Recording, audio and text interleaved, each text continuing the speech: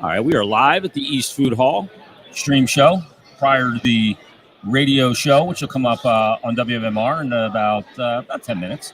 It's Brian Smith, Jason Martinez. Flyers Game Day brought to you by Betway, and the Flyers quick turnaround here, right back at it, Brian. Got the Canes tonight, who they lost to 1-0 earlier this season. Canes have lost 3 or 4 since that game, got shut out twice. Not playing their best hockey, and they're without Schvetch. Big loss for them. Yeah, it is. And, I mean, if you're going to try to find a positive in it, hopefully for them is going to be that it happened now because they've got, a month here, a little less than a month to go figure out how they're going to play without him because the first 3 games haven't looked very good. So you lose a guy like that, and, you got to kind of reassess some things. And so, they've got some time here. They got a little runway to figure it out before the playoffs get here. But, they are vulnerable now. And you can bet that a team might be chopping up to have them in the first round here from playoff time. And that would, I think, right now be the New York Islanders that would get that. Yeah. That's a matchup because of the Islanders goaltending with Sorokin that gets a little sketchy all of a sudden. What do they lose with Svechnikov? Here's what they lose. 64 games played this year. He's got 23 goals, 32 assists, 55 points, 5 power play goals, 11 power play assists. He's a skilled player. Look, he's not a point per game, or he's not doing it's not like losing McDavid.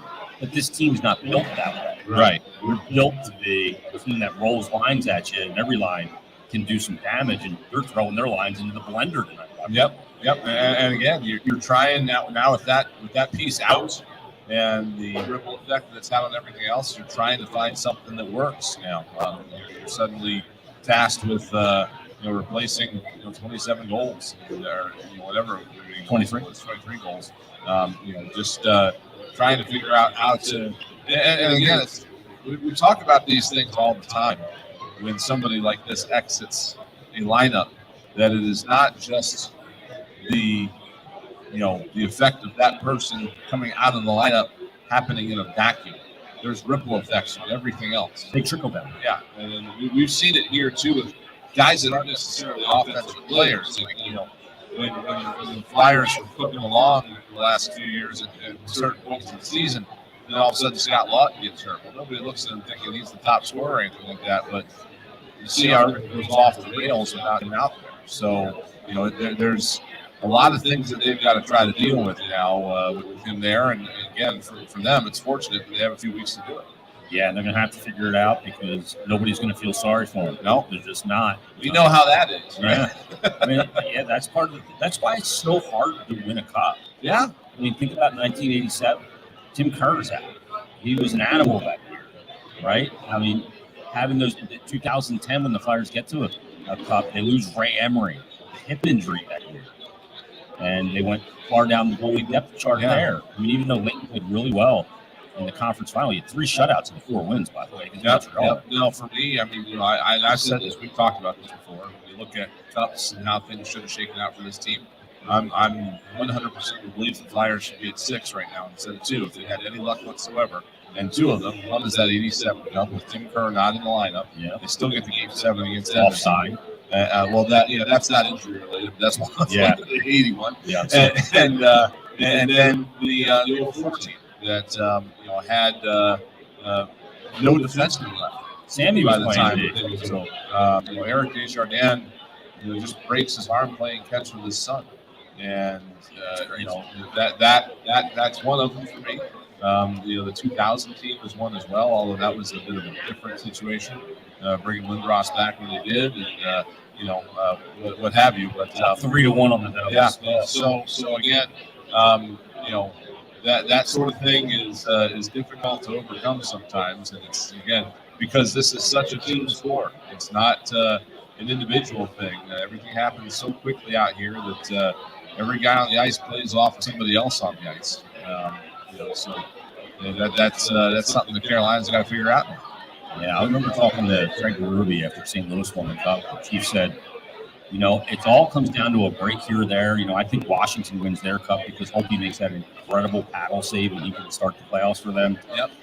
I think the thing that propelled the St. Louis Blues was how they responded to that adversity against Vegas when they had that crazy call that happened off that faceoff, and they ended up Vegas scored a couple goals, ended up winning that game. It's how you react to the adversity, and they put together, and then they went even all the way, obviously. Yeah, and that's an example that could have never happened 25 years ago, where they were last.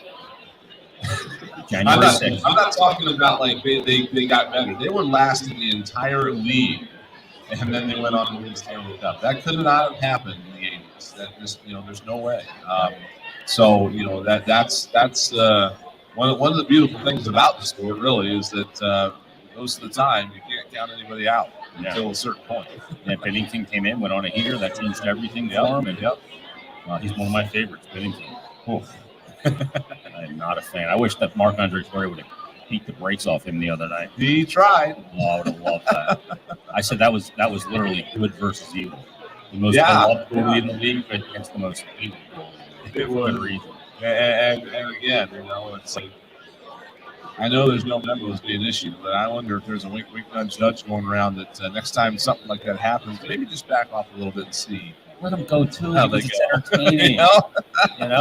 Goalie, nobody's going to get hurt. Yeah. No. They're out there like with a couch strapped to them. Right. They're going to wrestle for a little bit. It's like watching the people in the big sumo suit fight. Nobody's going to get hurt now that you don't have to deal with something like ring epic. That was a little concern. No damage. But it is the Flyers and the Canes tonight. Canes still come into this game with the second highest points percentage in the league behind Boston. Boston at .799. That's an absurd number. Yes. 51-11-5. But the Canes through 67 games, 44-15-8, .716. And they're just solid across the board, including in faceoffs, where they are in the NHL the fifth best team in the faceoff circle. Flyers have improved in the faceoff circle. And the reason why I bring that up is because John Tortorella confirmed what I said on postgame yesterday and said on the podcast. That third goal by Owen Tippett is a set play in their D zone. As soon as he sees they win the draw, he beelines it up the ice.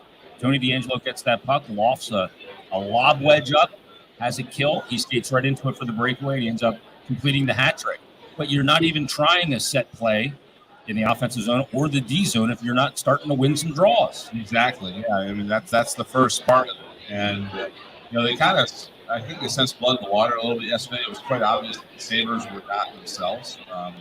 We know that, defensively they are themselves again. They were not themselves when they were winning. That's true. That could be a good way to look at it. I mean, their defense was not there, and it's not going to be the case today. It's going to be a team in Carolina that is going to make the Flyers pay for some of the things they got away with against Buffalo the other day. Yeah, I mean you just can't get away with that against the structure, the discipline of this team. Shane Gostisbehere is a Carolina Hurricane now. He was picked up at the deadline. He's got in 8 games, 2 goals and 2 assists. And while he's an offensive force from the blue line at times, huge liability defensively, this guy is a force offensively from the blue line, and that's Brent Burns. What a savvy pickup this was. You look at his contract, they got him to retain some money. In 67 games, he's got 12 goals, 39 assists, and 51 points. He's not having an Erik Karlsson type year, but, man, he's having a really good year. When you look at somebody like him, it's like, all right, everybody tends to look at Brent Burns like they're looking in a rearview mirror. Like, they're trying to judge it based on what he's done, and you can't do that with a guy like this. You got to look at, okay, what's his value moving forward, and how much of what he had back then does he still have moving forward? And if you do that, and you figure you can get some salary retained, and you can get what you think you're going to out of him for, pennies on the dollar when it comes to his contract. Yeah, you do that 9 days out of 10. So, that's the kind of thing that you do when you're trying to find the extra piece to go over the top. That's not the kind of thing the Flyers would be looking to do right now. But hopefully within a year or two, they might be looking to make a move like that. And the thing with him is, you look at him, he's from that 2003 draft and still playing. He's been around for an incredibly long time. He was taken 20th overall in the 2003 entry draft. He has played in 1,318 games. Started out as a winger. Yeah, and again, looking at that draft, I mean, Oh man, we know that's been the greatest draft in a very, very long time, and slowly but surely, guys are starting to drop off this list. I mean, Jeff Carter is still playing, Flurry, Corey Perry, Eric Stahl is still going, Ryan Suter. Yep. So you're down to like the last handful of guys. Zach Parise still listed as going. I don't know if any of these guys. Pavelski was a 7th rounder. Yeah. So it's going to be eventually a point when that's all going to be said and done. Yeah, there's only about a dozen of them left. Brian Elliott, out of that draft. Yeah, 291st overall. That's insane. What a career. Yeah, after being picked up there. So we're going to join our radio audience here momentarily. Yeah, Corey Perry from that draft. Yeah. So crazy. Some of the guys that came from that one. That's a Trees Bergeron still playing, 45th overall. Oh yeah. It's a good hit. Is this the Weezer song he was talking about? No. What's this song called, Rye? Records? There's Weezer with Records.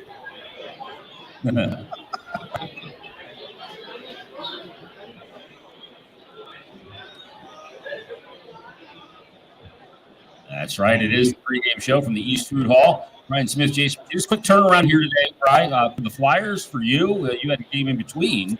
Yeah. The Wings, did the Wings perform well today? They performed well, yes. It did not end up with the W, but are they tanking?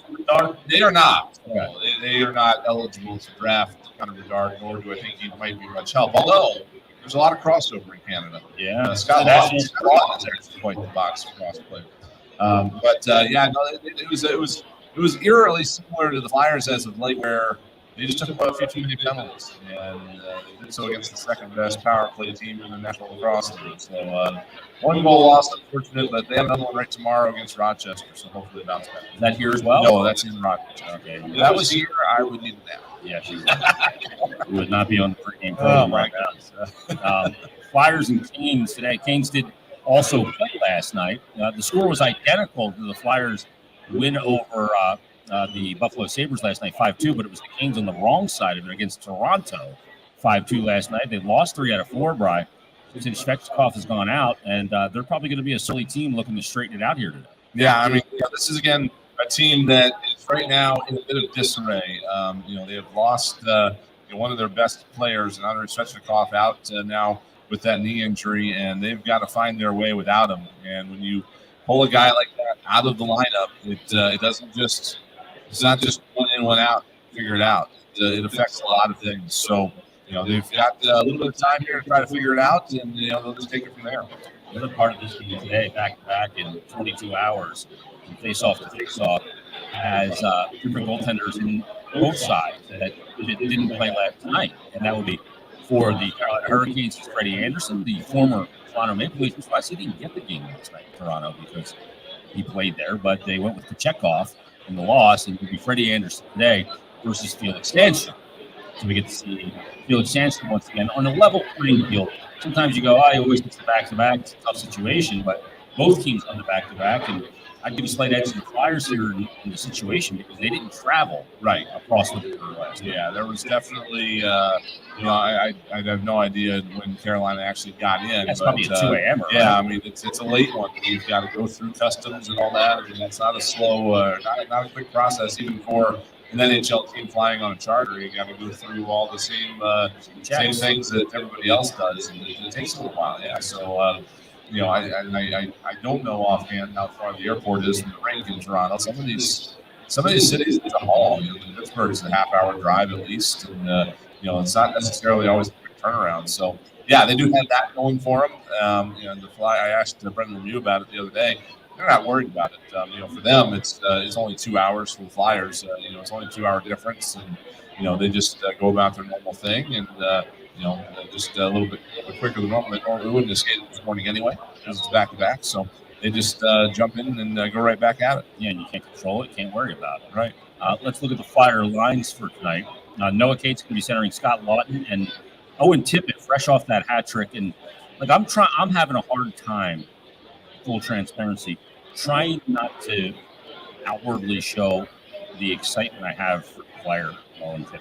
Yeah. Because Bry, I mean, his numbers aren't eye-popping on the season, but the eye test on him, and if he can just refine his game and his finishing ability around the net a little bit more, you really got a good player here, and he's picking up a lot of nuances in his game as well. Yeah, and again, the only way to do that, in my mind, I guess not the only way, but you can't do it effectively without playing in games. Yeah. And he wasn't necessarily doing that in Florida.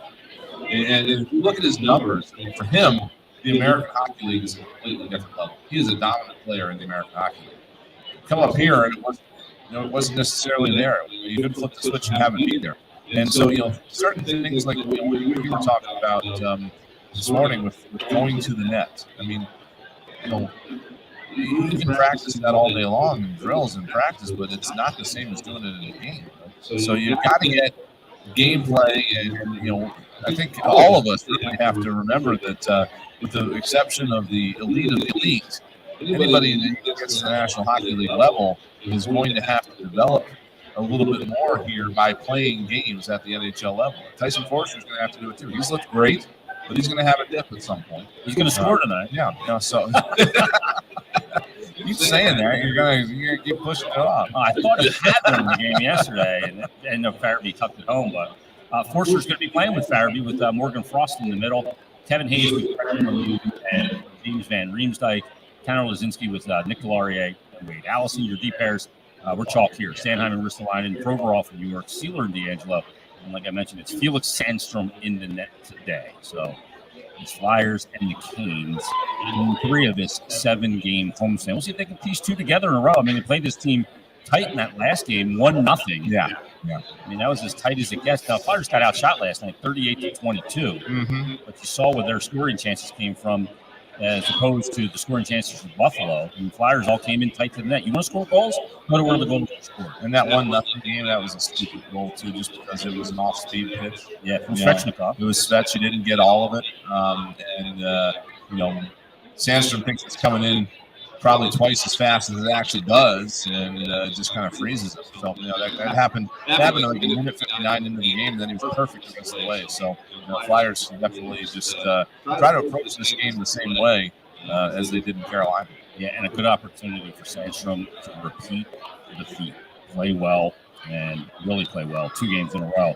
That's something that has been a struggle for him a little bit so far this season. But we'll see how he does tonight. It's Sandstrom versus Anderson. It is Flyers versus Canes. And we've got Tim Saunders and Steve Coates on standby with the countdown to face off. And that'll be followed, the first period action between the Flyers and the Canes right here. You're listening to Flyers Game Day, brought to you by Betway on the Flyers Broadcast Network.